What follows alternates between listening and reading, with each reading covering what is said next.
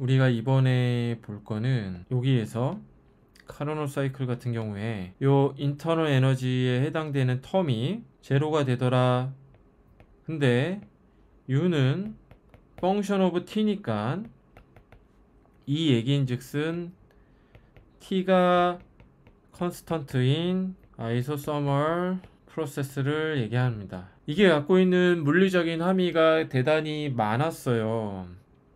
그리고 요거를 만족할 때 카르노 사이클을 만족한다는 것도 배웠고, 근데 이제 수업한 다음에 나왔던 질문이, 자, 요 상황에서 카르노 사이클을 만족을 할 때 이제 요렇게 되는데, 만약에 카르노 사이클을 만족하지 않더라도 인터널 에너지의 변화를 유발하면 인터널 에너지는 요렇게 되고, 결국 얘는 키네틱 에너지니까 T가 가령 올라가서 키네틱 에너지를 증가시켜서 인터널 에너지의 변화를 유발하더라도 키네틱 에너지를 높이는 것이니 결국 좋은 게 아니냐라는 어떤 질문이 있었습니다. 근데 사실은 그 정답을 먼저 말씀을 드리면 그렇지는 않고요.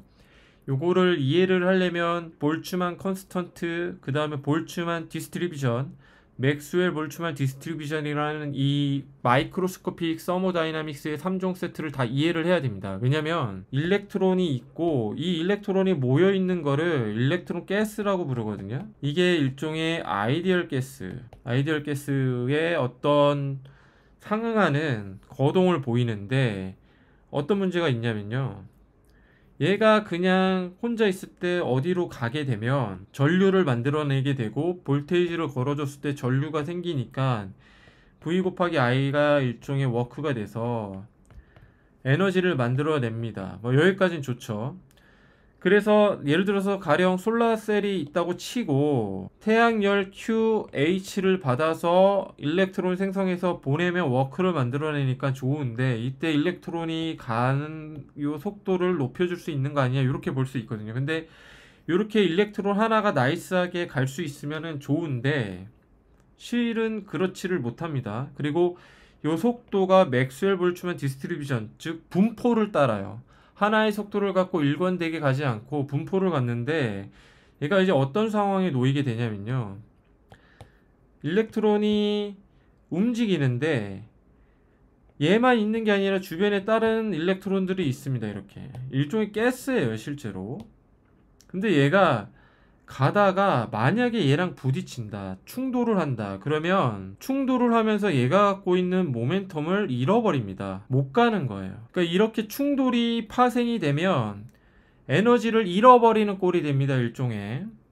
그러면 얘가 어떻게 충돌하는지를 연력학적으로 가늠을 해야 되는데, 지금 벌써 그림을 그린 것처럼 얘는 마이크로스코픽한 연력학이에요. 서모다이나믹스. 그래서 얘가 어떻게 거동하는지, 충돌을 어떻게 하는지를 온전히 이해하려면 이제 볼츠만 컨스턴트, 볼츠만 팩터, 볼츠만 디스트리뷰션, 맥스웰 볼츠만 디스트리뷰션, 요걸 다 알아야 돼서 지금은 온전하게 설명드리기가 좀 어렵지만 대략적으로만 설명을 드리면, 요렇게 다른 일렉트론을 만나서 충돌을 하면은 얘가 모멘텀을 잃어버리니까 충돌을 하지 않는 거를 확률적으로, 마이크로스코픽하게는 확률이니까 확률적으로 가늠을 합니다. 이거를 가령 이 일렉트론이 속도 V, 우리 위에서 한 것처럼 키네틱 에너지 가늠할 때 썼던 것처럼 이 속도를 갖게 되면 평균 속도가 있을 거예요. 근데 마이크로스코픽하게는 항상 디스트리뷰션을 보기 때문에 이렇게 평균 값을 따집니다. 평균 값을 따지고 요게 어떤 특정 분포를 따른다, 이게 이제 맥스웰 볼츠만 디스트리뷰션인데요. 요 가고 어떤 시간 구간에 간다 그러면 가는 거리를 우리가 이렇게 규정을 할 수가 있고, 그 다음에 요 크로스 섹션 단면을 규정할 수 있을 거예요. 이거를 시그마로 이렇게 봅니다. 그래서 얘가 충돌하지 않고 정해진 시간 동안에 갈 수 있는 확률은 전체 부피 중에서 요 실린더 어떤 최적을 구하면 되는 거예요. 가령 이런 식으로. 여기에다가 이제 일렉트론의 어떤 density, 일렉트론의 총수에다가 부피, 곱해주면은 요 충돌하지 않고 가는 구간이 이렇게 나오거든요. 그래서 이거를 사실 마이크로스코픽하게 계산을 쭉쭉쭉 다 해보면 우리가 특정 결론에 다다를 수가 있는데, 예를 들어서 이 충돌하지 않고 가는 거리를 mean free path라는 개념을 도입을 합니다. 람다로 쓰고요. 충돌이 일어날 때까지 시간, 이거를 스캐터링 타임으로 부릅니다. 이것도 이제 평균 값을 써요. mean scattering time 뭐 요렇게. 그러면 예를 들어서 타우가 크다. 그러면 충돌하지 않고 잘 간다 이렇게 볼 수가 있는 거죠. 람다가 크다 그러면 이것도 mean free path가 길다, 그러니까 충돌하지 않고 잘 간다. 충돌하면은 에너지를 잃어버리는데 충돌하지 않고 잘 가는 거니까 이것도 타우가 클수록 뭐 좋은 거죠. 근데 이거를 이제 여러분들이 나중에 4학년 돼서 볼츠만 디스트리뷰션과 맥스웰 볼츠만 디스트리뷰션, 볼츠만 팩터, 볼츠만 컨스턴트 이런 거를 다 배우고 나면 그거를 마이크로스코픽하게 연력학 관점에서 유도를 할 수가 있는데, 얘가 당연히 이제 n이 많으면은 뭐 스캐터링 타임이 짧아지겠죠. 왜냐면 얘가 많아지니까 더 잘 부딪힐 때니까.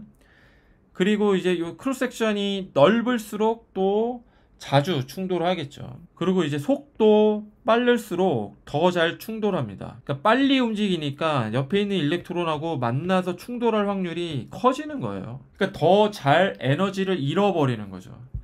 즉, 내가 온도가 높아져서 DQ의 전부를 워크로 바꾸지 못하고 인터널 에너지 변화에 쏟게 되면, 그러니까 얘는 줄어들겠죠. 정해진 뭐 가령 QH가 있다고 치면, 태양에서 오는 열이 있다고 치면 이 중에서 얘한테 조금 주고 얘는 그래서 감소하는 요 상황이 일어나게 되면 좋을 것 같지만 V가 커지게 되는 거죠. 속도가 커지면 스캐터링 타임, mean 스캐터링 타임이 짧아집니다. 그러니까 더 일렉트론들이 잘 부딪혀서 에너지, 그러니까 일렉트론이 잘 흘러가지 못하는 거예요. 얘가 감소하는 겁니다. 일종의 mean free path는 그러면 속도에다가 타우를 곱해주면 되는 거죠. 부딪히지 않고 갈 거리니까. 그러면 얘도 결국은 속도에 반비례할 거 아닙니까? 이렇게. 그래서 빨라질수록 이것도 감소합니다. 하여 일종의 일렉트론이 충돌을 더 자주 해서 모멘텀을 잃어버려서 워크조차도 감소하고, 또 이걸 어떻게 볼 수 있냐면 일렉트론과 일렉트론이 서로 충돌하면은 에너지를 잃어버리면서 열을 내요. 열을 냅니다. 얘 뭐예요? 엔트로피. 즉 시스템이 점점 비가역적으로 되고 온도는 더 상승하기 마련이며 이 현상이 더 가속화돼서 계속 악순환에 빠지는 겁니다. 그래서 인터널 에너지가 올라가서 키네틱 에너지를 높이는 게 에너지 변환 효율 입장에서, 즉 요 관점에서는 좋지 않다. 요게 결론이 되겠습니다.